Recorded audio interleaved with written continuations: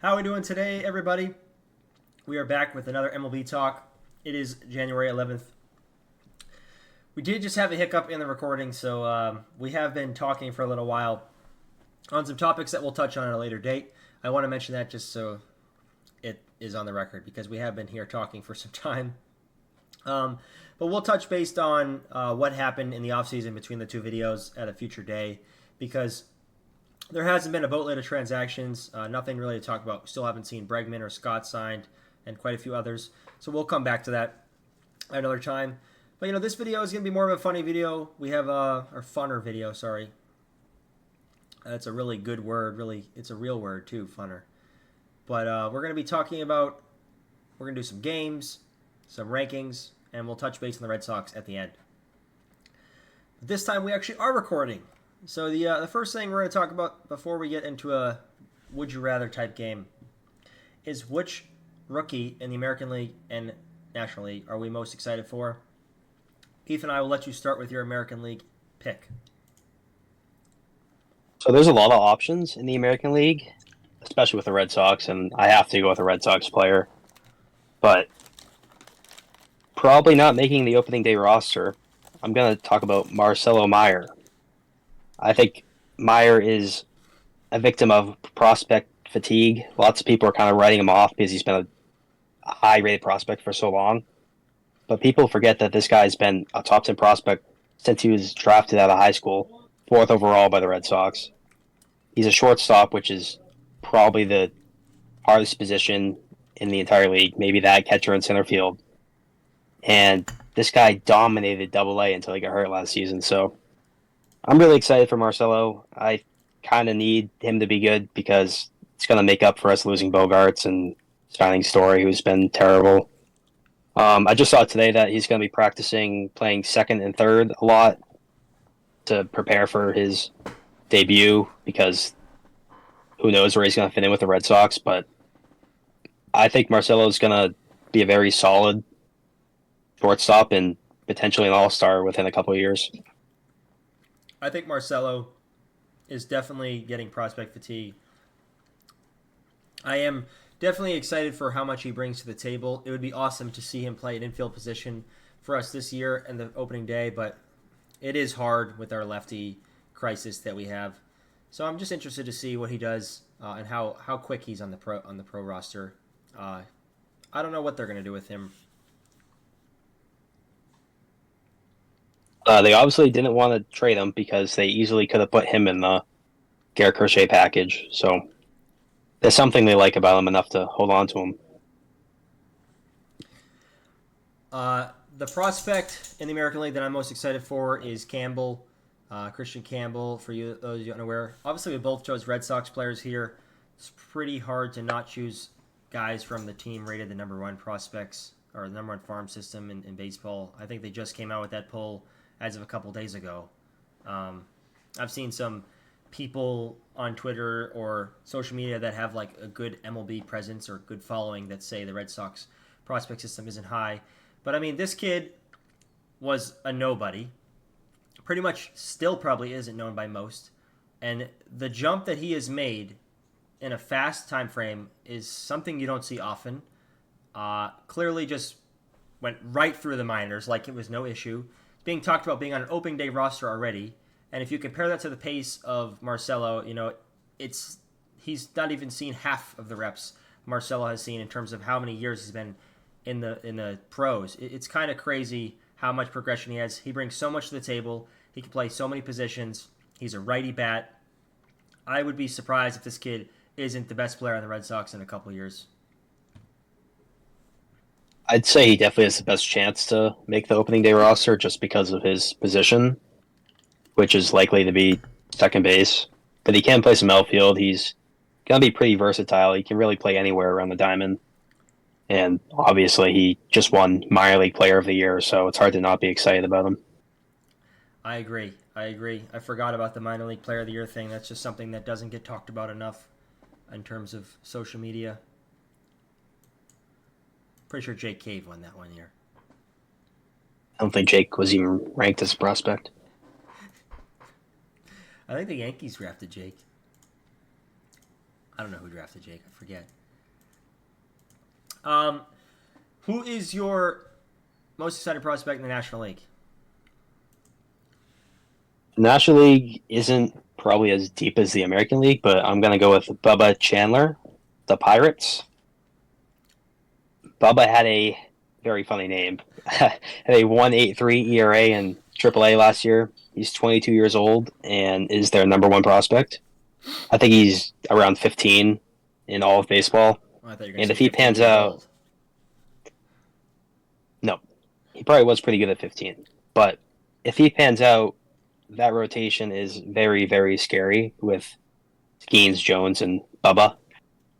I think that could be the Mariners rotation all over again in the National League, and it'll be interesting. I don't know if he's going to make the opening day roster, but he will debut at some point. Well, and it's interesting because they like to bring their prospects up fast, so he could, technically, as well as they could replicate the Mariners because their offense is pretty atrocious. I don't know if anybody on that team is even going to be looked at as feared on offense anymore besides Reynolds, and he's still pretty middle tier. They were looking at Verdugo, possibly. I think that would be a good signing. I'm sure Verdugo would love to be this player on the team. I don't know if he would be. Well, obviously not overall best player in the lineup. Yeah.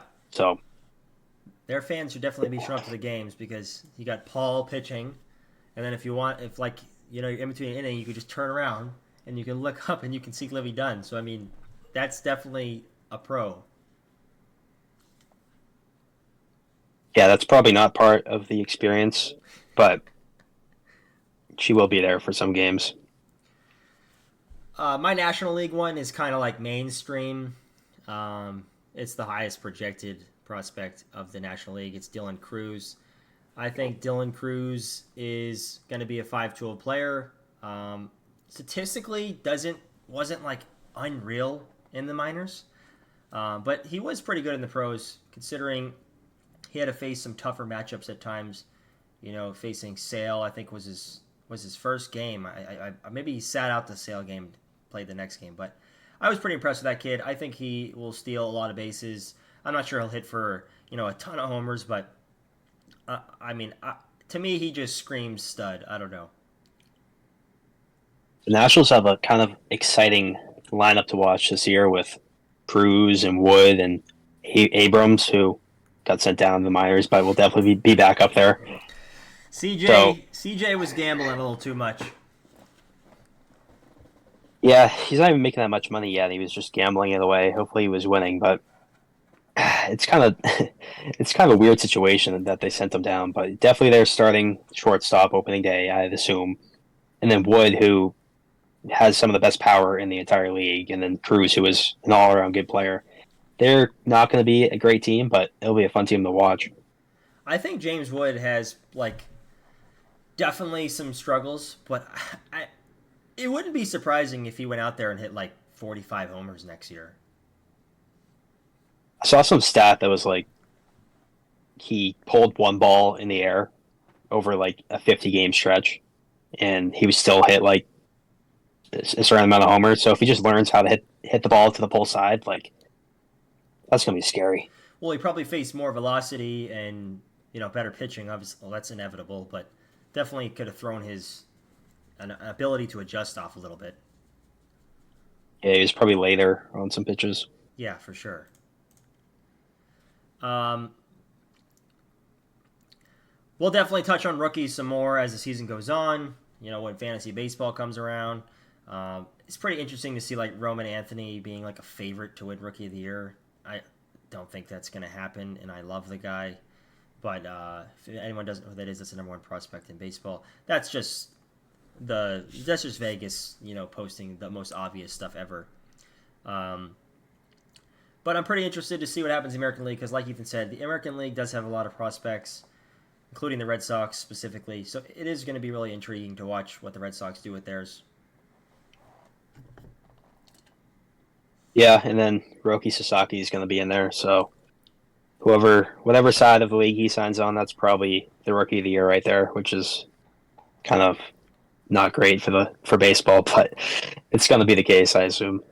Yeah, I assume he'll be a National Leaguer, but that would probably be my pick for the National League if he went there. I still think Cruz could ball out because he's going to get 100.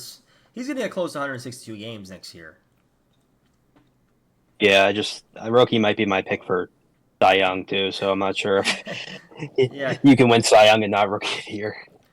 yeah. I mean, he could be really good. We thought that about Yamamoto too, and he got hurt, so kind of just all depends. Yeah, yeah. Yamamoto was definitely somebody that I was rooting against at times because it just irritated me that the Dodgers had him. If he was on any other team, I would have been rooting for him. Well, Roki's probably gonna be pitching right alongside him. That would be so annoying. Um, Him, Shohei too. so we're gonna do a funner little skit here. It's going to be a Would You Rather. We're each gonna pick a player, and then we're gonna name a bunch of players. Would You Rather edition. I'm gonna name 7 players to Ethan. This goes on an all-time to current players. It's obviously on their prime, and most importantly, it's based on where you think they're going to finish. So, for example, if I was to say, Aaron Judge compared to Willie Mays, like, sure, most people are going to say Willie Mays is better all time, but Aaron Judge could definitely finish better all time than some of these all-time greats. So, that's just an example, but you have to use our perspective of what we think is going to happen to this player. The first player, or the player that for the first time we do this game, it's going to be a Would You Rather Rafael Devers edition, Red Sox third baseman. I'll be asking Ethan, Would you rather? And I'm interested to see where he goes because there is some bias, obviously, in Red Sox fans, but I got some interesting names on here that he's going to have a tough time with, I think. There's one of them he won't have a tough time with. Would you rather Rafael Devers or prime Nolan Arenado? That's actually hard, but I'm going Rafi Devers all time. I think it's fair because Rafi brings more behind the plate, and I think, being at the plate is probably more important in today's game than defensive third basemen. Defensively, couldn't be further away from Arenado, but I do think he's going to be a better offensive player at the end of his career. And this also, the question also means, like, who would you draft on your team, at their best? Like, you can look at it that way as well. So if you're drafting a team, you take Devers or Nolan in your lineup, is another way to look at it. Rafael Devers or Jose Ramirez? See, it's like kind of crazy because Jose Ramirez puts up these like insane stats with like 40 homers, and Devers hits like 28, but Devers has a higher OPS. So I have a hard time not taking Devers because he's a better all-around hitter. So I'm going to take Devers.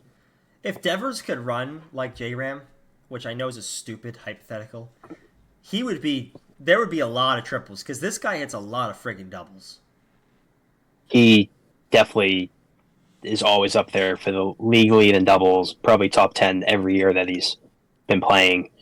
And J Ram's kind of a homer guy, which obviously he still has an 850 OPS, but I think Devers, and with his playoff stats, Devers is a better hitter. Yeah, and also J-Ram might be a little better in the field than Rafi, maybe better than the field, not just a little. But like Rafi, the role that Rafi has played, I don't know. I think it's pretty crazy how good Rafi was right away. J-Ram's older, been playing longer. Rafi was good right away. We haven't seen nearly as long as Rafi, and we're already saying this stuff about him. J-Ram's been playing for 12 years or something like that. Possible Rafi hasn't even had his best seasons yet, which is kind of crazy. Yeah, that year that he led the league in total bases was pretty stupid. I don't think a lot of people know how good that year was. Is that 2019 or 2021? I think it was 2019. Yeah, him and Bogarts both were like set some records for left side of the infield doubles and total bases. It was crazy. Yeah, I mean, it was pretty nuts. Rafael Devers or Austin Riley? That's Devers not even hesitating. Austin Riley's had some good seasons, but he just hasn't put it together for as long as Devers. Yeah, I would totally agree. Rafael Devers or Chipper Jones? It's like because if I'm going prime, who's had the best season ever? It's Chipper. Do I think Devers could put up better career numbers? Maybe, but where it's at right now, I'll say Chipper. Rafael Devers or David Wright? Uh, That I'll one, still go with I'll go with Raffy. I thought that one was David tough. Wright, he was like obviously really good, but it's still like Devers is one of the best hitters in the game, and I'm not even gonna really think about his defense Yeah, because it takes it so much away from him. yeah, but like his defense would be so much better if like it's just hard to make him play great defense all the time when he doesn't really have a great companion next to him. And no story has really hurt that side of the infield. And I'm not going to say it's just Devers' fault. It'd be great to have an elite shortstop next to him the whole season, not just for 10 games. It's not even like he's had a average shortstop either. He's had David Hamilton and Rafaela, who doesn't even play shortstop. Yeah. And I think Rafaela could be a good shortstop, but didn't play a majority of the games there and definitely not known for his range. I'd say it's his ability to make crazy plays. Like, and Bogarts, we've talked about this previously, and this doesn't have to be mentioned in this segment, but Bogarts was a solid defender, but he was just like simple. Nothing, wasn't ever the best. Yeah, Bogarts just kind of made the plays that were in his range. He wasn't like a crazy, like, flashy player, but he made the plays he needed to make. I never had a problem with him playing short, Yeah, and he wasn't Lindor out there. yeah. Rafael Devers or Evan Longoria? Jeez, these are like things I'd have to go deep into the stats to like choose, but Longoria had a great career. Longo's a tough one, I feel like, because he's good at everything. It's like very similar to Longoria was just so bad at the end of his career, and I don't think Devers will be that way. So I'll give it to Devers.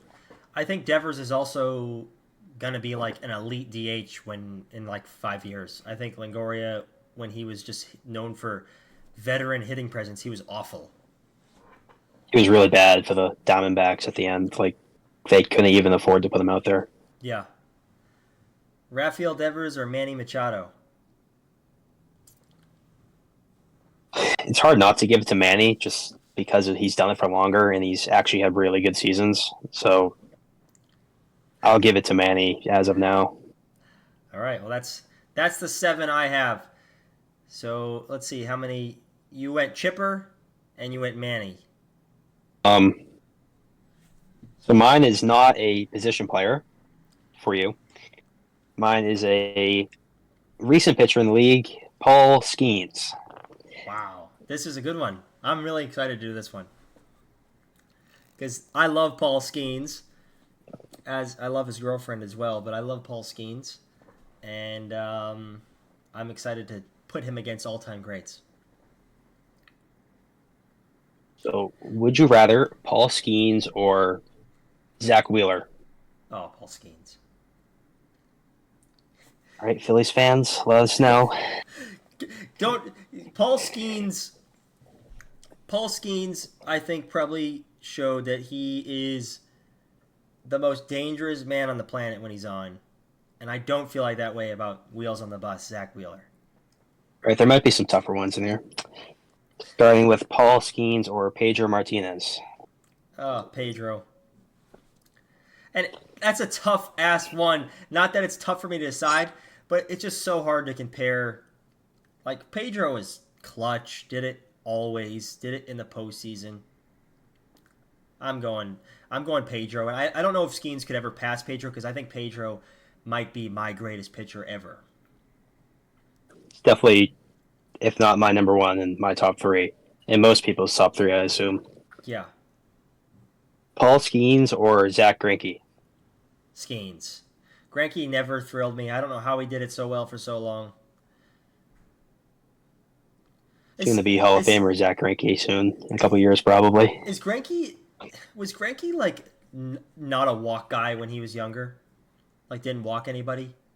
Like, what is he I, known for? I I really don't know. I just know he's pitched for forever, and recency bias kind of hurts his case. But he was very very good in his prime. Yeah, I mean, I'm taking Paul Skenes over Zach Greinke to be my ace. This is kind of a fun one. Paul Skeens or Scooble. Wow. I'm going Scooble because lefties mean more to me, and I think Scooble is probably one of the most unhittable pitchers. I just the one thing that scares me with him is like he's older, not older in the spectrum, but older than Skeens, and he's had injuries. Skeens hasn't. Obviously, that's bound to happen probably one day. I'm gonna go Scooble though. Paul Skeens or Greg Maddux. Oh my god, that's kind of just, that's a tough one. People are gonna hate this answer probably, regardless of what it is. I think I have to go with Maddox. I don't think Greg Maddox's game translate. I know Greg pitched relatively recently, but I think even today he wouldn't be looked at as valuable as he was back then. It's probably true. I mean, he probably is the best location wise arsenal in the game, Yeah, and but that's I mean his velocity wasn't there. He had a good pitch mix, but was he throwing. obviously yeah. I mean, he was throwing like I can't imagine how many innings he pitched per game on average. You know, it's something high because it's changed drastically. He pitched in 2008, which is pretty recently, but the beginning of his career and the end of his career wasn't good. You still going Maddox though? Yeah, I go Maddox. Okay. Next, Paul Skeens or Max Scherzer. Wow. Scherzer was pretty disgusting. I am gonna go Paul Skeens.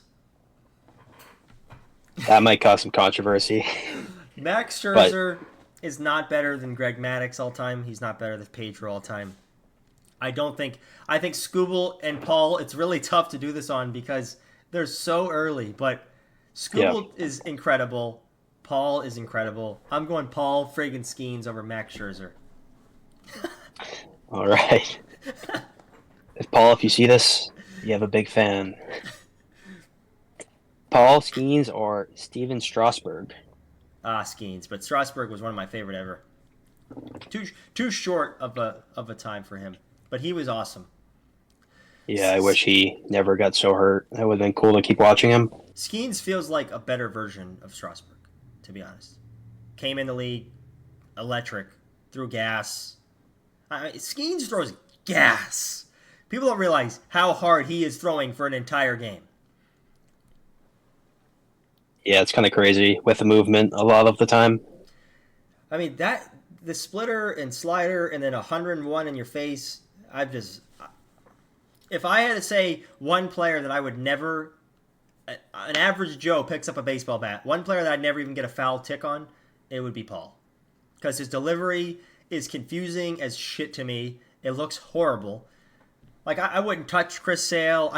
I would never even sniff Paul Skeens and their deliveries to me. Paul it just is so weird. His release is like so like late almost. You're not the only one that can't touch him. Lots of major leaguers can't. Obviously, I'm like drastically exaggerating here about touching him, but I seriously think I could swing 1,000 times. I wouldn't foul ticket against him once. And one more, Paul Skeens or Tim Lincecum. That's an interesting one. I mean, I'm going Skeens, but Lincecum is a name that I haven't heard in a while. Yeah, another guy that kind of had a short peak, but at his peak, he was very, very good. Yeah, I think Lincecum, if he didn't fall off, he could be looked at as a better all timer. Obviously, that's a lot of careers, but his was. I mean, I wonder how many years he had of dominance because I really don't know off the top of my head. Yeah, I know he won back-to-back Cy Youngs and then kind of fell off.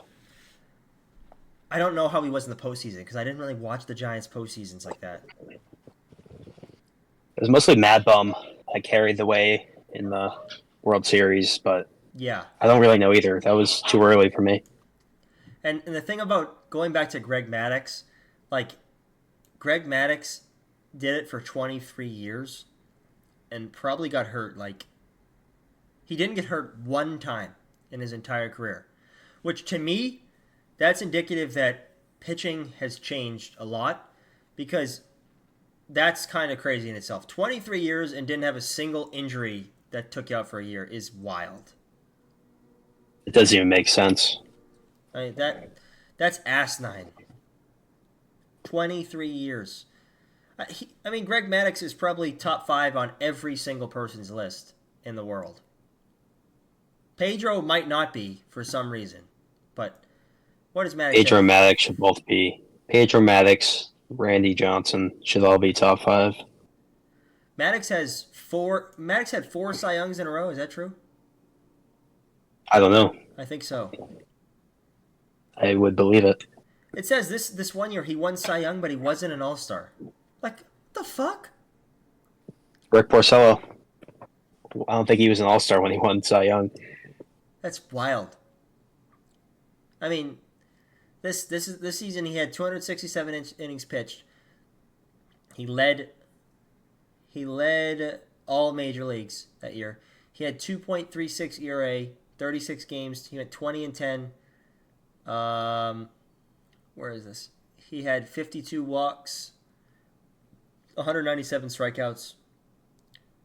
He definitely wasn't known for definitely a ground ball guy. Yeah, well, when you're throwing high 80s, low 90s, that's kind of what you're going to get. Yeah, I mean, literally, I don't think he threw a single pitch above 95 pretty much ever. I mean, like, obviously some of those takes that I just said are going to be looked at as, like, questionable. So I'm taking a one-year guy. But if he was to replicate that for a majority of his career, you know, it would be looked at as one of the greatest of all time.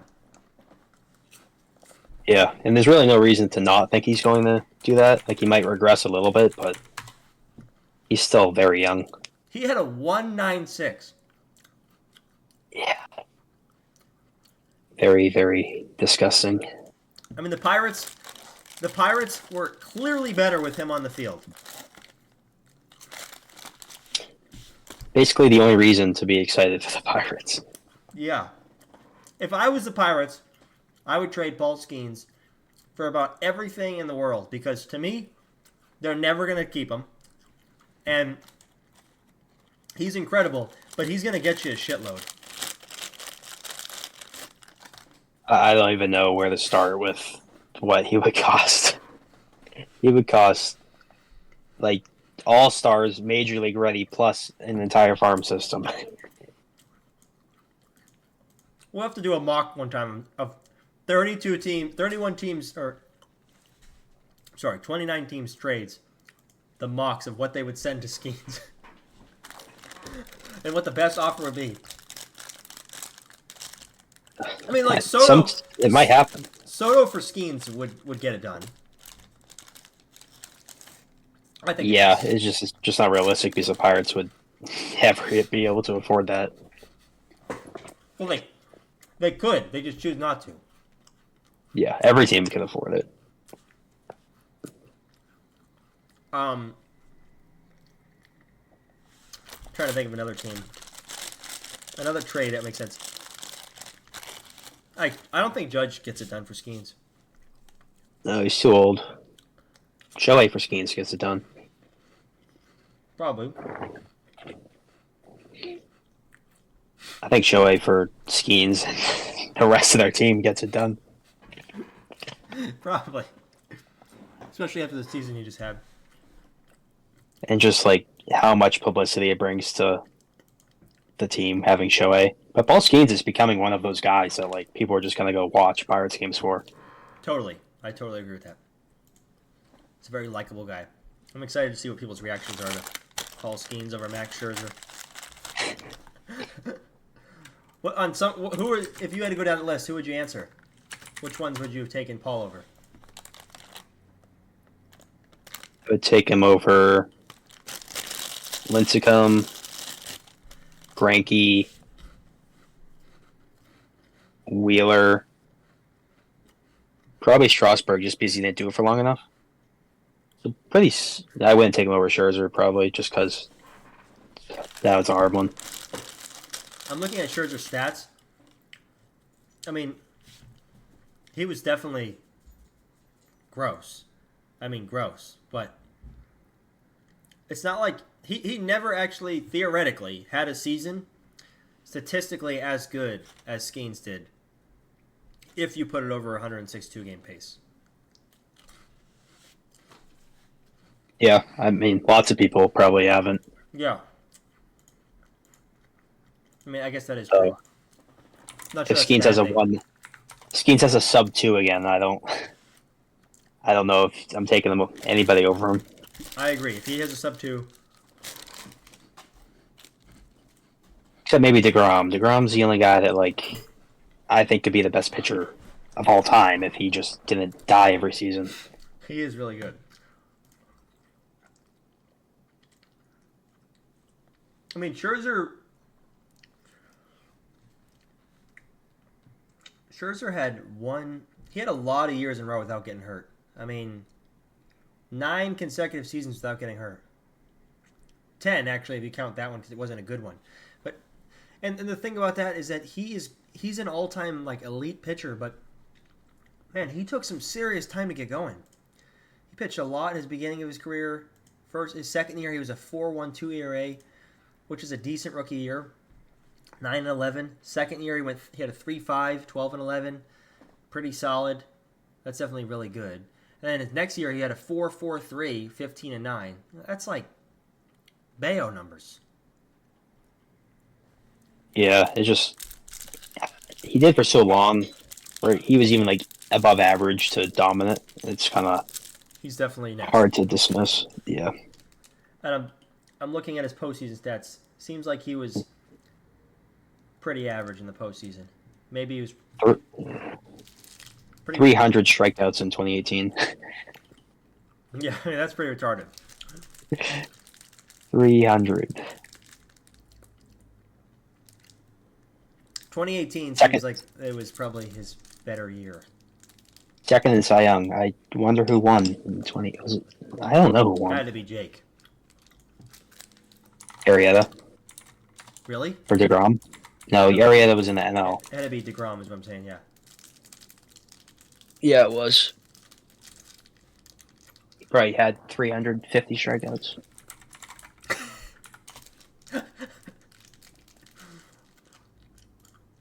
That is crazy, though. Second in Cy Young when he struck out 300 guys.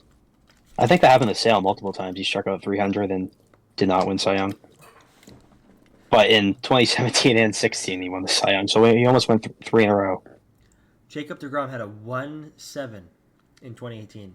He was 10-9. They lost 9 games. That shows you how bad the team was. Probably 1-0 losses. He let up only 10 home runs over 220 innings. That seems pretty ridiculous. Probably the only runs he gave up. How many? Let's see if Scherzer has any seasons like that where he didn't let up many home runs. Looks like mostly in the 20s. For Scherzer? Yeah. Yeah, low 20s. So definitely some really good years. What does 31 means? Oh, it means his highest year of his career. Yeah, probably. I mean, Scherzer has 3 Cy Youngs. Yep. DeGrom has 2. So far. How old is DeGrom? 36? Scherzer's got to be 39, is my guess. 40?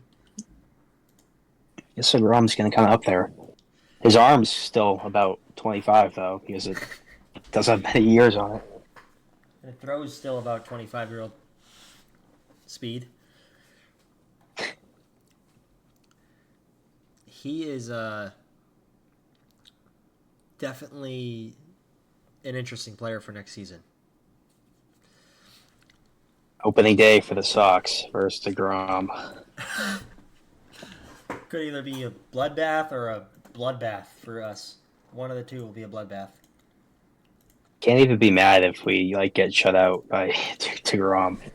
I honestly hope that like Crochet like pitches well, and if we lose, getting shut out, like I hope it's a bad bullpen game so that we can kind of shut down the narrative of like, oh, our offense blows. DeGrom's probably only going to pitch like 5 innings, so we should be able to handle their bullpen that doesn't exist without Yates. Yeah. So we're gonna jump into the Red Sox talk.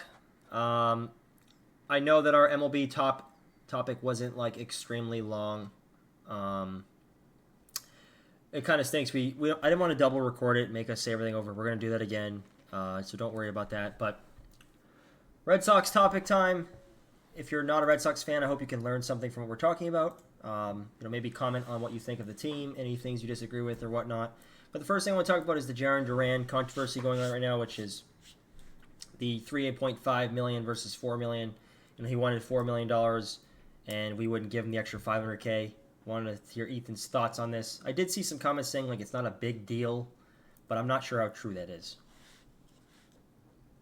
I definitely think it could be not a big deal at all. And I see like why people are mad that the Red Sox won't just give up $500K for one of their best players. But I mean, that's what they think he's worth, I guess. There's still time to figure out the deal before he officially goes to arbitration. And I've heard the arbitration's like terrible for the players. Like they bring up everything that hurts their case. Like they might literally bring up what Duran said to the fan that got him suspended and say he deserves $5,000 less dollars because of that. So that would be bad if that happens, but I think they figure it out and settle at like 3.8 and call it good. Yeah, I mean, it's kind of interesting that I wish we would just pay the guy like a lot of money because I want him on the team for a long time. But I get why we're not doing that. It's almost like you don't want to just give in to players because then other players would be like, "Oh, you just gave in to him, so why won't you give me an extra couple $100,000?" But every situation's different. Yeah, I agree. Something that is really being talked about in the MLB offseason and the Red Sox is Nolan Arenado and Alex Bregman. This is something that we've heard constant rumors about, especially now we're seeing that the Red Sox pretty much seem the last fitting team to trade for Arenado. Seems like Arenado's preferred destination. Seems like most fans of non-Red Sox players think he's going to the Red Sox. So I'm interested to see what happens with it. I actually just don't think he's going to get traded anymore. I don't want to trade for him if we're going to do something ridiculous. If we're trading Art Costas for him, it would have to be something like including a bunch of other players on the team to make our bullpen monstrous or something like that. But it just doesn't seem worth it at this point. We don't really need to upgrade our third base defense. It's something that we couldn't do with our prospects, and his offense has definitely regressed a lot. Kind of annoying because, like, obviously the Red Sox need a right-handed hitter, and then the Cardinals are just saying that they want to trade Arenado, so people immediately think that that's what has to happen. It doesn't really make sense for the Red Sox to downgrade their offensive production by getting rid of Casas to put Arenado in there just for a righty who is worse at hitting left-handed pitching than Casas is. So that's another thing. I saw a quote from today from Casas that said, talking about the front office, he said, "They've told me that none of the rumors are true. Maybe all of that other stuff is clickbait. For right now, they're trying to assure me that they want me to play here for a long time." So that's interesting. Kind of a weird thing for him to say definitely a weird thing for the front office to say if they're just going to trade him, but also weird for him to lie about. So I'm going to take that and assume that he's not being traded unless some crazy offer comes along. Yeah, I think Casas being traded for Arenado is definitely not a real thing. I don't even know why that was It's a pathetic trade if it was made. I mean, we offered many better trades with Casas in it to other teams. That is not going to happen. But it's weird that it was being talked about.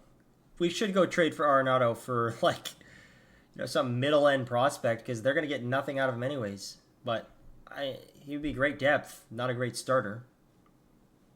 It's so tough with his contract with deferred money until like the 2030s, and it's already too much of an overpay annually. I think it's 25 million against the luxury tax for the next 3 years. So the Cardinals would have to eat the money, which like makes it so we have to give up more. So it just there's no reason to do it. Yeah, I agree. It's probably just one of those things that we should wash and let that subject go. And then that brings up Bregman. I think anybody wants the Red Sox to sign Bregman for a reasonable price. Definitely would fix a lot of our issues by himself. But I don't know how much he has left in the tank, honestly. I don't really know if I like him too much in general. Interesting to see what happens there, but I just don't see him coming here anymore. Signing Bregman just to sign him is an awful idea. Signing Bregman for 4 years is a great idea because he'll be able to supplement what the prospects are giving us until they're really like in their prime. And he can play second. He definitely can play third if we move Raffy to DH. So he's probably the best hitter left on the market, I'd say, even of the guys available in trades. So it seems like he wants to be here with the Red Sox. That's kind of why he's holding out. But I wouldn't be surprised if he goes to the Tigers or some random team. It's going to be interesting to see where he lands. We'll be seeing if we see him playing the Red Sox. I mean, like, it's only good. I have no problem paying him over 6 or 7 years. If there was some kind of reason for it or like a more penalizing thing, I would definitely not want to do that. But yeah, like if we're just going to pay the guy a zoo load of money just to say we paid a righty hitter, I'm all set on that one too. Might as well just. I mean, if he wants, if I don't know why these guys can't just like understand and meet in the middle sometimes. Like we could definitely do a 5-year deal or a cheap 6-year deal, but we're not doing like an outrageous 6-year or outrageous 4-year deal. It's just not going to happen. It's just bad that the Red Sox like are scared to sign them because that means they won't have money to spend on somebody for another 5 years. Like, how about you sign Bregman and then go spend money on somebody else next off season and do the same thing after that? But that's just not how they operate it anymore. Yeah. So that's going to move us into. It's pretty much the only thing to talk about. Like the two biggest rumors right now in terms of like big names. I know AJ Minter we had discussed or whatever, but we'll touch on that a little later.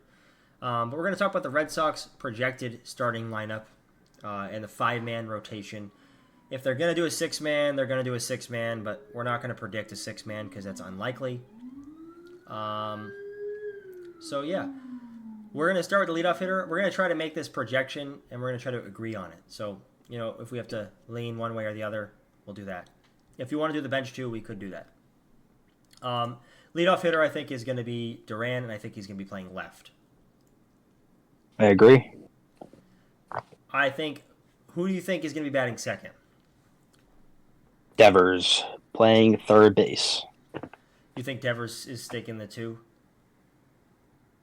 I do, just because I think he likes to bat second, and he gets up more. I think it lengthens the lineup if he bats fourth, but I just don't see them moving him down the 4 right away. I could see him and Casas flipping, but what about it's 3? tough to see Devers. I think they have to have a righty there. I just don't know what righty's batting second. I thought maybe they would put Story there at 2. If they really like wanted to trust him. Maybe at first. I could see him doing it. I don't want him to do it. Yeah. Yeah, I mean, but I could see Devers batting second, so I'm okay with that. But then I assume the third bat is going to be an acquisition we make or like Wong. I mean, it has. I think it's an acquisition we make, or it's Campbell, and it has to be that way because that would be crazy. you either have to trust the guy or you're not trusting the guy, so you have to go get a guy, and that's really the only thing that makes sense. So I think an acquisition we'll go with, and we're gonna have to try to put a name on this acquisition, and I don't know who it's gonna be. The only guy that would be good enough to bat third is Bregman. Yeah, I guess Arenado could be if it was him. He would bat third if we got Arenado, but I think Campbell would be better than Arenado hitting. So I guess Campbell's playing what, second and hitting third. That's what my opening day lineup would be. Or you could do the store. You could do the Storinator in the three, playing short, and you just have an. That's probably what it will be. Um. Well, this is a projection, not what we want. Because if this is what we want, we would definitely be doing better lineups. So you want to put Story at 3? I don't want to, but I think it's the only thing that makes sense right now. I guess Campbell. It could be a Campbell slash Story because I don't know. I think if Campbell is playing, he's 3. If he's not playing, I think he's on not even in the 9. Yeah, I agree with that. Okay. Well, so we could flip flop where Campbell and Story are in the lineup, or Like no, we could do Story slash Campbell, but that's because Campbell. If Campbell's on the team, I think he bats there. If he's not on the team, then he's obviously not even on the team. So we'll do Story slash somebody else at a later point because if okay, yeah, that's fine. like Vaughn or something, or whoever. 4 is obviously going to be Casas. I think that's pretty inevitable. He'll be playing first. I think the 5 hole is an interesting one because do they want to throw another lefty there? I don't know. I mean, it probably should be. Yeah. Originally, I had Story 5, but they're gonna have to go lefty lefty at some point, so I'm going Yoshi to 5. I was thinking maybe Willier 5. But yeah, I would rather Yoshi 5 all day. It is weird putting I have Abreu all the way down at 8, but it's like so weird having he was batting top 3 in the lineup a lot of the season, so Yeah, it's so hard. It does lengthen the lineup power wise to have Willier bat lower, but is Yoshi really going to bat 8? I hope I don't not. know. As a DH, Yeah, that seems more like of an EH, not a DH, where it stands for extra hitter, not so much designated hitter. yeah. So I like 5 or 6 if you want to go lefty lefty with 5. Five being what you said, Willier So 6. Story 6. Okay, so Story. So you think it'll be like a Story or a Vaughn at 6? Because Yeah, if Story bats 3, then realistically Campbell's not on the team, and that means that Vaughn's probably playing second because he's a righty, and he's probably going to be yeah, 6. that works. Okay, and then So 7. Yoshi 5. Yep. I think 7 will be if we do 6. What's his name? Vaughn. I think 7 could be Abreu. Yeah, but then it like brings us into the trouble of having Wong, Rafaela, 8-9. And it's like, Yeah, do you want that to be easy out? So if that's tough too. I don't know if they go Wong, Abreu, Rafaela, or Abreu, Wong, Rafaela. I think they would. I don't know what they would do either. But the thing is, if the bottom of the order was, 8 being Abreu, 9 being Sedan, 1 being Duran, that could be a bad alley of strikeouts. A lefty comes in, Abreu is probably getting pinch hit for in an important time. Let's say he doesn't. That's probably a K. Rafaela, that's a good matchup. Probably a K though. Duran, not a good matchup. Probably a K. Wong, probably a K. So I guess it really doesn't matter. I don't know what they're gonna do. I guess that is a tough point. I mean, they probably will put the righty at 7 so that they can not have to deal with Sedan and Wong being back to back. That yeah, I think. But then it's Story Wong back to back if Campbell's on the team, and that's strikeouts too. Rafaela though could like totally embrace in this Michael Harris type role. Like he could totally do that at the 9, just be a stud at the bottom. Because Yeah, he was he's good. 9 no matter what. I mean, he's gonna be the JBJ that hopefully hits better. So I think he could. it's I not even that he swings and misses. He swings at pitches that are impossible to hit, exactly, and that's just him being undisciplined, not so much bad. Okay, well and he's super young. So let's talk about so we'll go with the 7, 8, 9 part. We'll go with 7 being Wong, 8 being Abreu, 9 being Sedon. We'll just live that alley. Um, what I think let's do it now. If we had Roman and Campbell on the team, what happens? Like how do we get to that point? How do we get Breu those three is not guys in the lineup? playing. Which means that he needs to be traded. For I can't imagine the Cardinals would say no to Wilyer Abreu for Nolan Arenado, eat some of the contract, and they can throw in a reliever with it for it. And then Yoshi's sitting on the bench. Devers is DHing. I think that Arenado, yeah, I do. I think well no, Yoshi could play the field. Yoshi plays spots. Yoshi plays, like when Duran moves to center against a righty and we want Sedane on a day off or something. Like, considering we pretty much already put him in this role, I would love to see him in the lineup more. It just seems like he's going to be an 80 game kind of guy anyways. Or you just go Duran and center, Abreu and right, and Roman and left, and have Sedano on the bench until they bring in a lefty. Yeah, I mean, you could, but Just we're have all paying lefties him. in the lineup.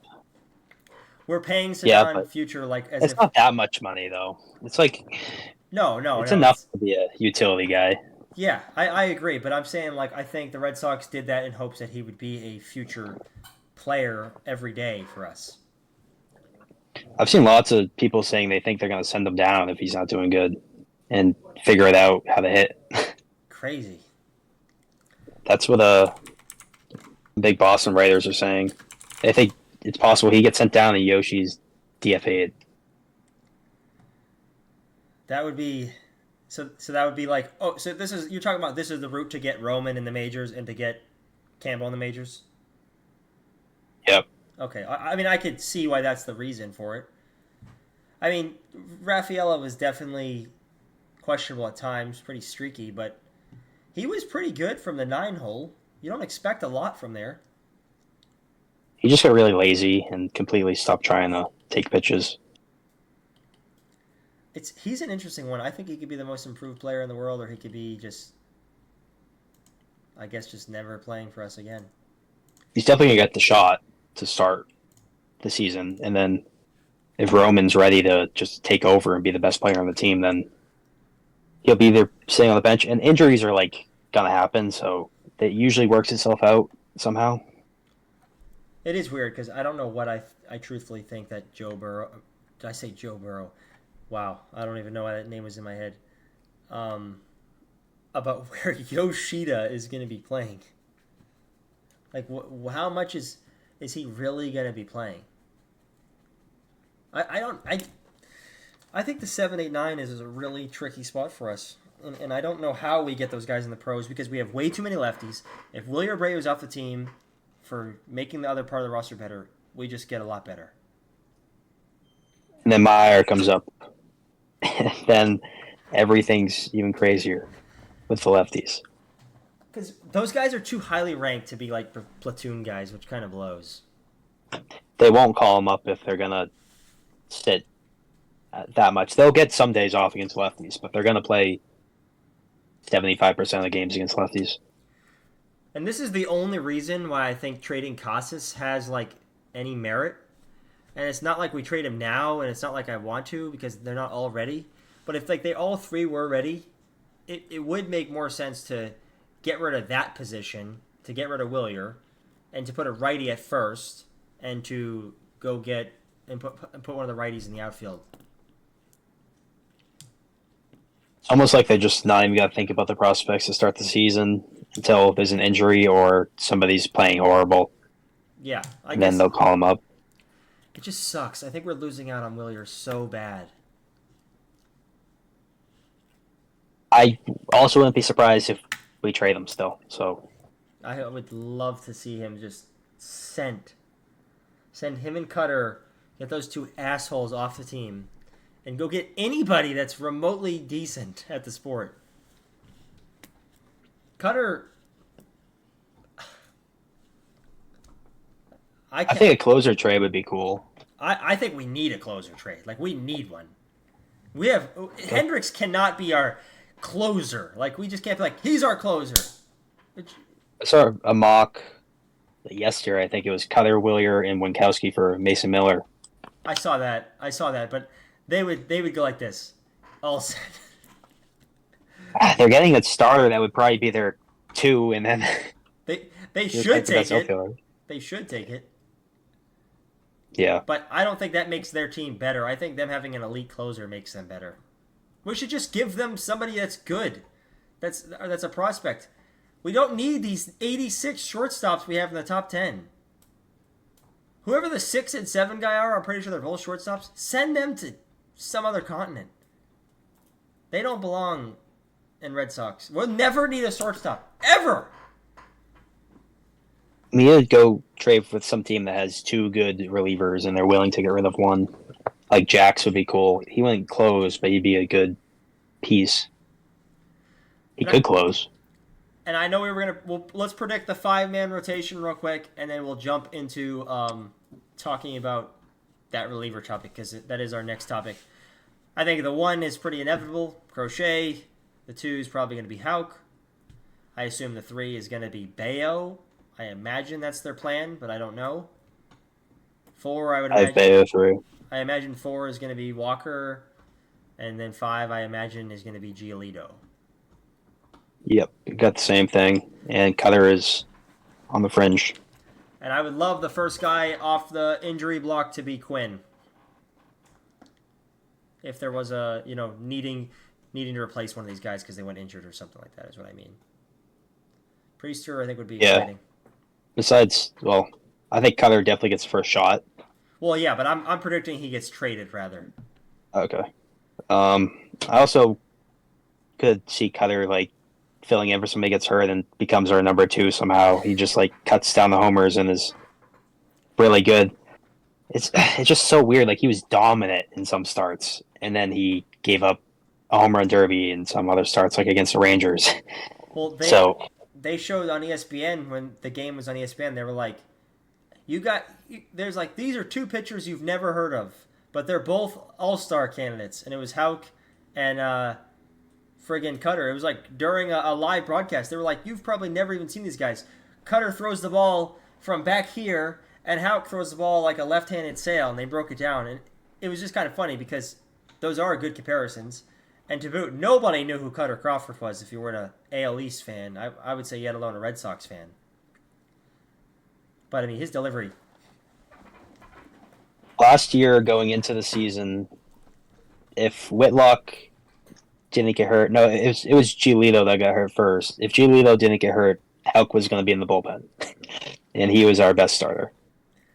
Yeah, I've always believed in Houck being a good starter. I've never believed in him being an ace, but I think he's nasty, and his stuff's nasty. It's a great problem having too much depth, but it's also true that Giolito is not going to be in the bullpen no matter what. Yes, and we shouldn't be. If we're not a playoff team, it should be him pitching to prove us that we're not a playoff team, not him, or being DFA'd, not him rotting in a bullpen. But I'd rather see some young person that we don't know about pitching in the bullpen. I don't want to see. Hopefully he has a comeback season, because we're kind of relying on him, I guess, him and Buehler to bounce back to some degree. Even if one bounces back, that's still a pretty solid win. I think Giolito will be sub 4.5, which is not great, but I think he'll be 4.4 or 4.3. For a 5th starter, that's kind of what you expect. Yeah, definitely plenty. I think Buehler has 3.8, 3.7 potential. I don't know if he has 2.9 potential. He'll either be like 2-3 or 4-2. Kind of how he's going to be. Yeah, He's either going to dominate or not be himself ever again. I could see that. I see Hauk being like a 3-3 guy, probably, maybe a little higher. Bayo, I think, will be 4.0 with the potential to be Cy Young if he can throw a strike. Bayo needs to step it up. It's been had a while now, Yeah, and he's just been the same guy. Especially, it's like the same thing. Just one half of the season is good, the other half is pretty awful. it, And then he goes out there, he walks 4 guys a game, and gives up homers to bad players. it's just it's the terrible misses and the pitches right down the middle. Like he does, it's either 4 pitch walk or a walk, or it's just like some meatball that should have never been thrown, and we would have rather you walked the guy. And then we'll face the Yankees on Sunday Night Baseball, and he'll go 7 shut with 8 strikeouts, and it's Yeah, like there's the Bayo. He has it in him. He just can't do it every game. this probably is his last year of like us saying this hype of being a Cy Young candidate. If he doesn't have that crazy year, even if he's solid, I think he'll still have that chance. But if he's not like a sub 3.8 guy this year, people are going to be like, okay, he can be a pitcher in our rotation forever, but he's never going to be a 1 or a 2. Probably getting to that point for most people. Which honestly, it shouldn't be. But we just we just broke down the stats of Max Scherzer, and clearly it took a lot of time to get going. Not comparing Bayo to Max Scherzer, but I mean, the kid is 25 years old, and he's been a better than most pitchers in the MLB. Maybe not top half, but he's been very average. Definitely reasons to believe that he's gonna be good. Like his stuff is too good to put up the numbers that he's been putting up. Yeah, he can throw.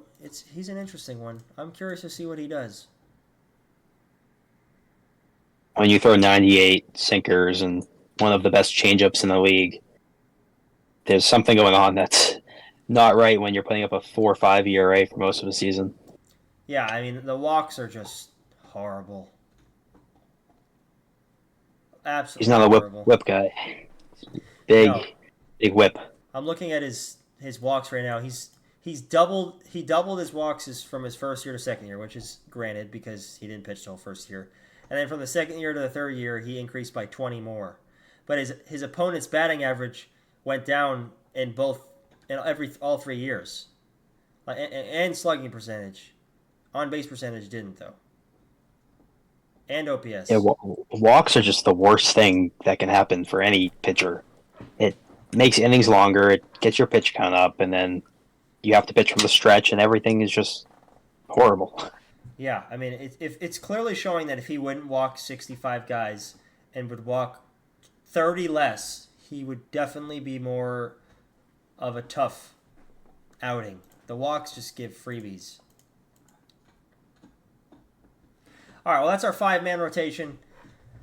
That kind of brings us in. We're going to go back to that bullpen topic. Now that Hoffman is off the table, went to the Blue Jays, and Tanner Scott, we're going to predict he goes somewhere else. I'm not saying the Red Sox won't sign him, but if those two things happen, what would be a realistic offseason left of relievers that you would be happy with? I'll start one off. I think if we did something like Martin and AJ Minter, if we could do 1 and 2, I think that's an okay, finish to the offseason of bullpen. We're gonna have to trade the Rangers for Martin if we want them. Well, I forgot that Martin signed in the Rangers. It's not official, that's why. The Red Sox actually offered more, but he just wanted to stay in his home state. I forgot that Martin went to the Rangers. I thought it was Yates that went there again. I'm still kind of mad that we didn't get him though. Wasn't he paid like something cheap? It's like 5 million, 6 million. Yeah, that's. I don't know how I missed this. It's not. It says it's not like I guess official yet, or at least on the Yeah, I notary. don't think it is. I did see it too. Well, we'll scratch the Minter. We'll go Minter and Yates. I mean, I'd be pumped about Minter and Yates. Even just one of them would be cool. Looking at Yates' numbers are actually like very solid. He doesn't really excite me, but it seems like he gets guys out, which is all that matters. Um, I think Yates is should be the number one after Scott, and then I would say Estevez maybe, but he's like a guy that has to close almost. That's all he's done, so it'd be weird. I don't think anybody's taking over for Hendricks unless it's Scott or some crazy trade. what about the Finnegan? Finnegan, yeah, I was gonna say Finnegan would be a great addition, and I think he could actually pitch in the eighth inning and then maybe take the ninth if Hendricks struggles. And he'll be cheaper than all of those guys because he was literally like non-tendered by the Nationals. One 1 to 10. What would you rate a Jalen Beeks and Finnegan signing? Probably like a 4 because Beeks is taking up a roster spot. Well, 1 to 10. What would you rate a Will Smith and Lucas Sims signing? 2. I think Sims Well, is funny. Sims would be fine. He's just Why don't we bring him back for we a have, million bucks?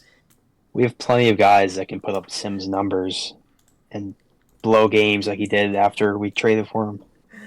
Oh, I think we should bring back Jalen Beeks. Wasn't he closing games out? He's definitely not bad. He's not good though. He was the closer for the Rockies and on the Pirates. I think Jalen Beeks said some bad stuff one time. He's definitely pretty bad, but I mean I think his team around him kind of didn't help. I think he said something about being homophobic or something. That's the last thing the Red Sox need.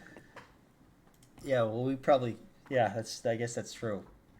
Well, how would you He feel? opted out of Pride Night, so that's what it was.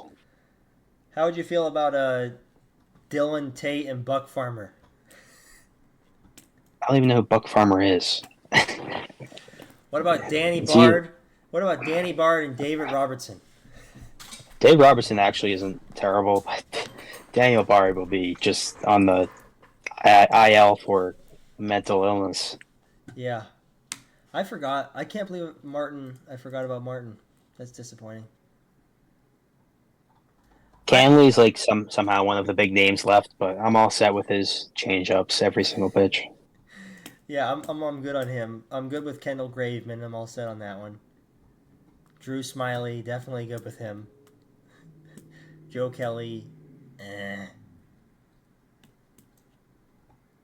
Adam Ottavino, all set. The Chafinator, though, I wouldn't be mad about. If we did a Chafin and Estevez, like, yeah, they both are but I would be okay with that. Chafin's younger than than people realize. I thought he was like 39. He'd be fine for like low leverage lefty stretches. Yeah, like I saw better. the Yankees were in on him, which was like I remember Rafi hitting one so far off the Chafin last year. Yeah, that was pathetic. Chafin is definitely mediocre, but if we sign him for 3 to 4 million bucks, I'd rather see him pitching than Bernardino. Matt Andrees is a free agent. Reese's. We want to bring him back. He was a free agent probably 80% of last year too. He pitched for somebody last year actually. Says he was with the Marlins. I think it's Scott Yates or maybe nothing. Is how they're looking at it. Maybe Finnegan and Estevez, but after that, it's kind of dry. What about why is Scott Barlow on here?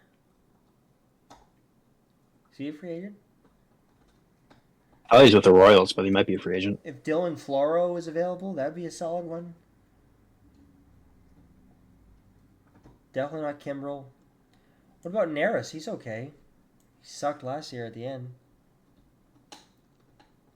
Richard, Alzolay's a Oh yeah, hurt free agent. I he's wouldn't a mind just he's a flyer. signing him for league minimum, and then if he's healthy, it could be nasty. Well, the guy that when we were at the Cardinals game that they were yelling his name, Berber, he's a free agent. John Berbia. That's actually the guy that we heard at the game though that they were going Berber.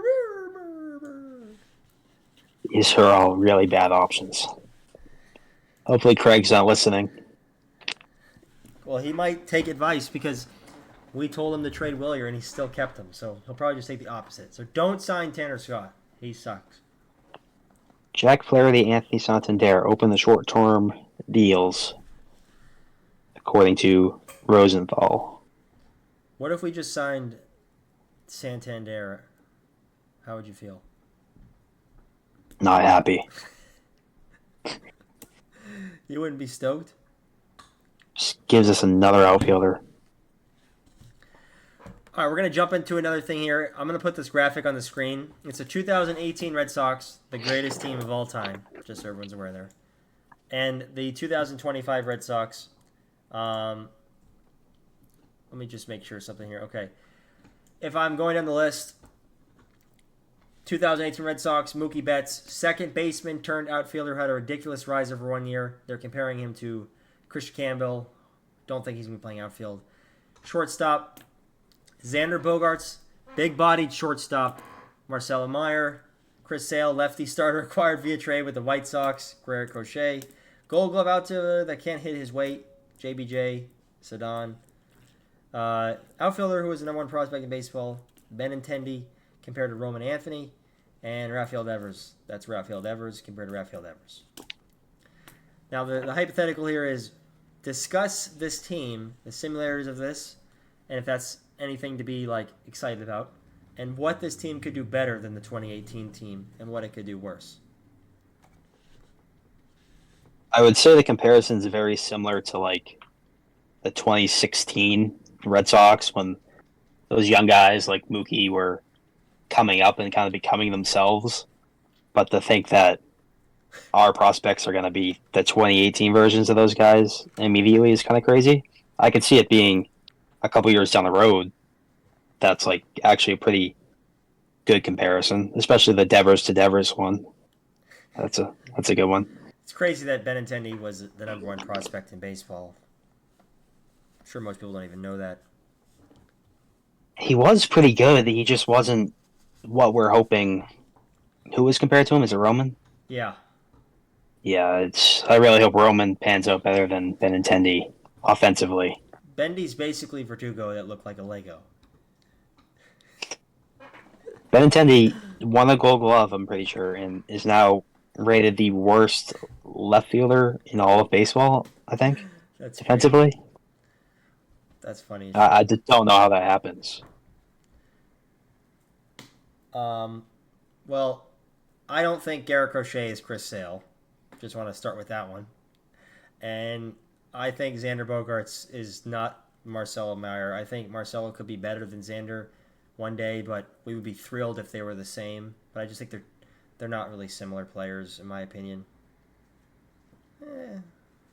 Well, they bat different-handed, which is actually kind of a big deal now. So, especially for us. But I think the Mookie yes. one is probably the most intriguing comparison, and it's not because I think it's like a guaranteed thing. I don't think he's going to play the outfield, but like it is a player who just had a ridiculous rise and could be ridiculous. There is a thought that he could play left field, Campbell, just if like we sign Bregman and we need to put Campbell in the lineup too. But second base is his most comfortable position, and I don't see him playing the outfield unless we need him out there. Yeah. What I see this team doing better than the 2018 team is probably running. I think it might be a little bit more athletic of a team. But that's about it. I think 2018 had a lot more power, definitely better defense. Again, it's the greatest team of all time on a lot of people's spectrum, not just Red Sox fans. I think this comparison when I saw it posted, I thought it was funny. Obviously, it's kind of a meme, but there were people like, "Yeah, we're fucking back. Like, we're gonna be sick." It's like, no, we're not gonna be good because of this yet. We're gonna be good because of the other players missing on the list. There's no JD Martinez on this list. There's no David Price. I could see a world where our prospects become all stars and it's 2018 all over again. And maybe Costas, Devers, Duran, Anthony is like the best four left-handed hitters in baseball. It's insane, but that's a lot to Maybe, ask for. maybe by that time we'll trade back for Mookie. That'd be nice. He'd probably still be the best player on the team. We probably could actually trade back by that time. He probably still wants to come home, We'll probably trade one of our guys by then. or we'll trade one of them for him. Yeah, we'll send our big three from Mookie. That would be something we would do, though. Um, so yeah, that comparison's pretty funny. Wanted to show it off because it is a funny tweet that I saw. But one of our last topics to talk about here, I think it is our last topic, is going to be our top 5 Red Sox players of all time past 2000. They just had to play one season in the 2000s, one good season in the 2000s, because I'm not really caring about the guys that were smoking cigarettes and playing baseball. To me, they wouldn't even play on Division III teams. But different conversation, different day. We're going to talk about the best era of baseball leading up to this point as well. So my number one for the greatest Red Sox player of all time. I guess we'll go from 5. How about that? No, you know what? We're going to start from honorable mention. Honorable mentions, I have Nomar and Manny. Those are my 2 honorable mentions. I don't have any honorable mentions, but I'll say I didn't have Nomar, so I guess that's a good one. My I would also say Go ahead. that Devers could be up there soon, so but I won't put him in that conversation yet. I think that's a good honorable mention. I do. I like that one. I almost put that there. I probably should have, actually. Number 5, greatest Red Sox player of all time, I have Dustin Pedroia. He's my number 5 too. I didn't want to put him on there just because he annoyed me being on the team for so Yeah, long with his terrible contract, but he won 3 World Series technically. He won Rookie of the Year and MVP, so it's kind of hard to not say he's not one of the best Red Sox of all time. I agree. I don't think he's a Hall of Famer for that whole. I know that's a big controversy right now. I don't think he's a Hall of Famer at all. I think he's an all-time great, but I'm all set with putting him in the Hall of Fame.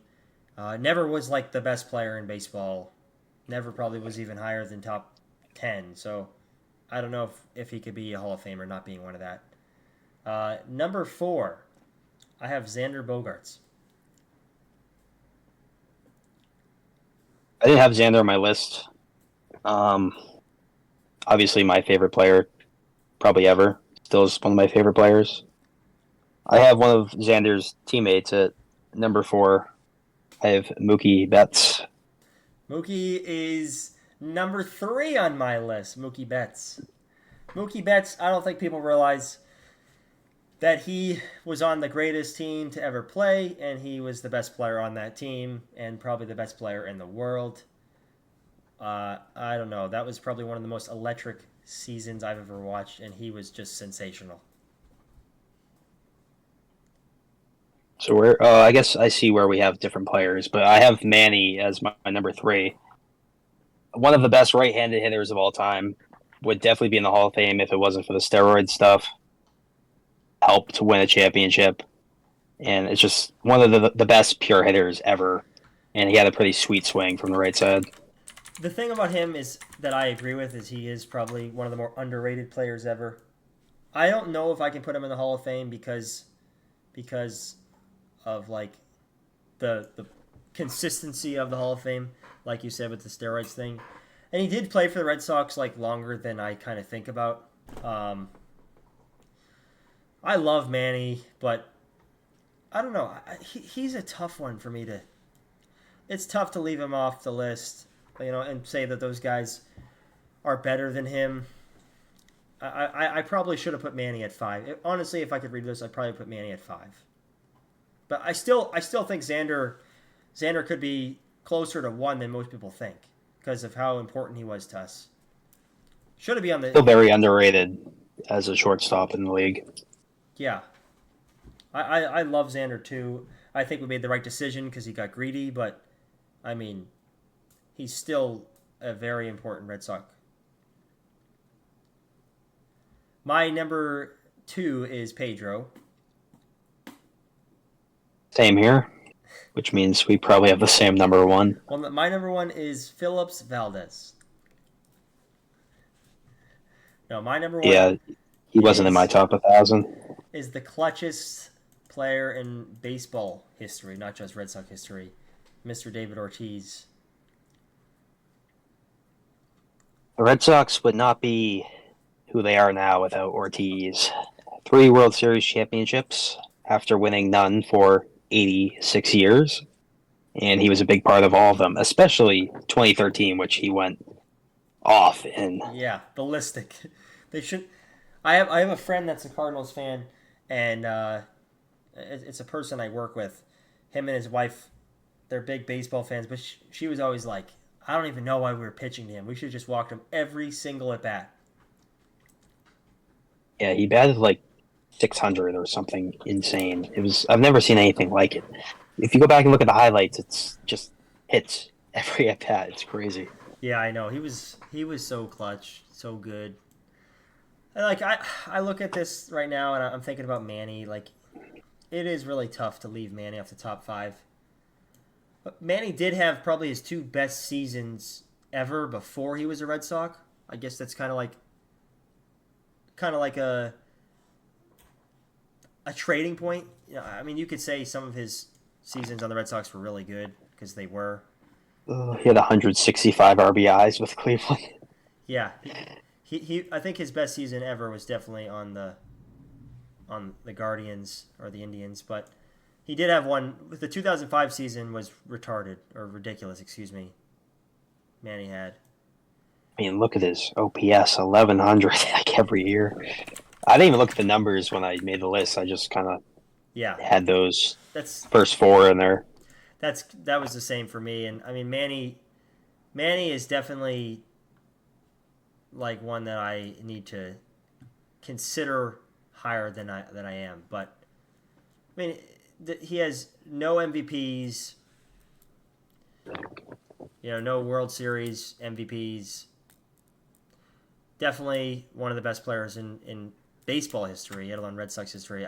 I just feel like it's a tough one to put over like the grit of the other players on this list. Definitely not better than Poppy and Pedro. I think 2018 Mookie's one of the best players of all time. And that season alone means a lot to me, so that's why I have him there. Xander was important to that season as well, and basically the entirety of the Red Sox modern era. And then Pedroia is kind of brought us. It's kind of like Poppy's companion after Manny. Skill-wise, you can almost put Pedro 1 just because of how good he was. Like, obviously, Ortiz isn't one of the top 5 hitters of all time. I wouldn't say. Clutch hitters, maybe. Yeah. But Pedro's could be the best pitcher of all time, arguably. Yeah. But for what Ortiz meant, it's kind of hard not to put him 1. Yeah, you can't compare 6 seasons to a lot of seasons. Poppy had to have played 12 or 13 here. And he hit like 30 homers in his last year. Went out. Yeah, pretty good. He would have gotten paid a lot of money if he stayed or if he tried to play again because he was still good enough to do it. Best DH ever. Yeah, Shohei's kind of making a run for that one. Pedroia can drop down to my honorable mentions. I'll put Manny in the 5, and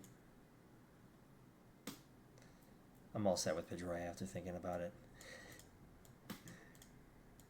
Pedroia probably will not make the Hall of Fame. I hope he doesn't. He don't deserve it. It's weird because if Kinsler and Chase Utley make the Hall of Fame, then he probably should, but I don't think those guys are good enough either. So yeah, I definitely don't think Chase Utley should be there. Don't think Kinsler should either. Probably not. I mean, Utley was pretty bad for a long time. At the like for 6 years in a row, he was bad. Pedroia's peak was really good, but it was like 4 or 5 years. Yeah, he doesn't have a single doesn't have a single season over 900 OPS. Pedroia or Utley? Uh, Pedroia. Ken, Utley had a few. Kinsler is definitely like. I feel like Kinsler was a really, really, really good fielder that was robbed of a lot of fielding success or awards. But yeah, I mean, Kinsler doesn't have a lot of OPS seasons anyway. I think he has none over 900. He has a few really close. But, I mean, he has one season in his career where he struck out over. I mean, Pedroia didn't strike out at all, though, either. It is kind of crazy that Pedroia was rated this highly with what the numbers show as not an extremely good hitter, but he was like one of the best defenders at second base ever. So that helps. Yeah, I mean, we're definitely not giving him enough credit to some regard, but also giving him too much credit in some regards. I mean, it feels like it was so long ago when I watched him play because he was on the team till it's crazy. I mean, he logged in at bat in 2018. Yep. And then got hurt again or something. I remember every year is the same thing as like Pedroia's coming back, and he came back for 3 games and he's hurt again. We're paying him $25 million or something crazy. Yeah. Is there any other Red Sox topics you wanted to talk about? Any other things just in general? Yesterday there was a quote that came out saying that the Red Sox are telling smaller free agents to hold out because the Red Sox are spending all their time talking to the big free agents first, which is interesting because that means they're actually talking to somebody that's worth a decent amount of money. You're talking about like the Minters of the world? Yeah, they basically said we're not going to talk to you until we figure out what we're doing with the bigger time like players. So if they're talking to Terrence Scott or Bregman, they're going to do that before they go out and sign a Yates or a Yeah. who knows, which is good. It wasn't said by the Red Sox; it was said by sources, which means it actually could be true. Yeah. That is interesting. So I don't know how true it is. It's almost like annoying that it came out if it's not true because then it got Red Sox fans' hopes up. Yeah.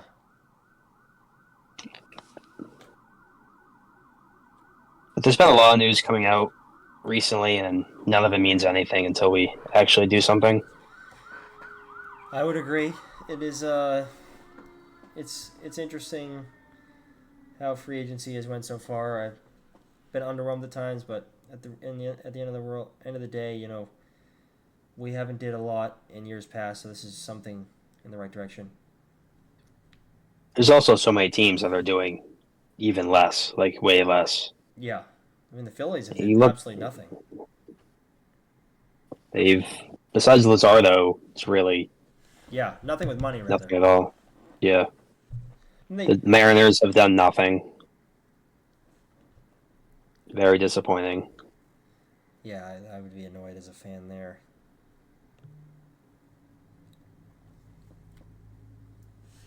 It's kind of slow. I was thinking that Tanner Scott would sign first, and then the relievers would start coming off, but maybe Hoffman starts out and teams start getting desperate now that Hoffman's gone.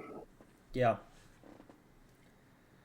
Well, like I said, or I guess that was in another video.